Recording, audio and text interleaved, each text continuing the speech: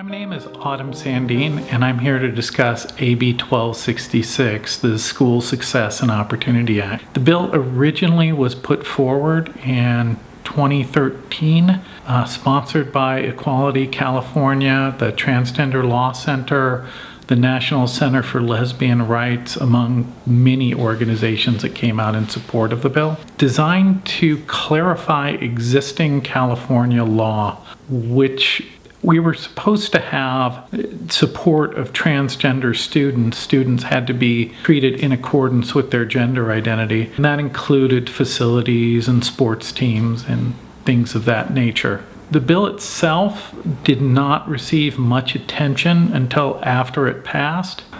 There are several Christian rights organizations that got together in an attempt to put forward before California a referendum and started a petition drive.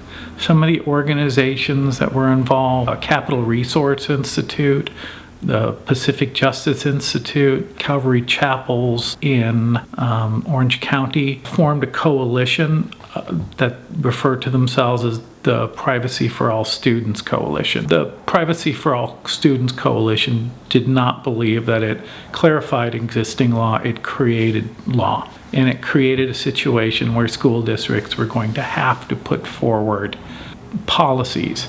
And they currently believe that the plain language of AB 1266, again, the School Success and Opportunity Act, they believe that the plain language of the bill is that a student one day could assert their male, the next day assert their female, and then the day after that assert their male again.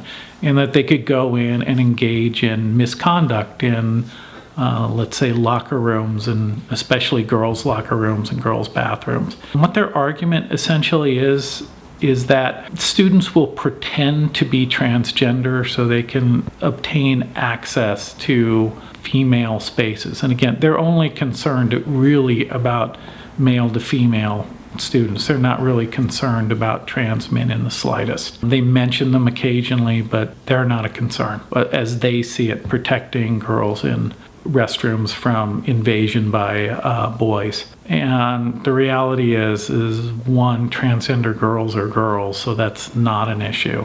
But the other part of it is Los Angeles, San Francisco, and San Diego, for example, are school districts that have had policies in place for 8 to 10 years. Nobody is pretending to be transgender to engage in misconduct. It would be going into the administration and asking to engage in misconduct while at the same time taking on the position of being female.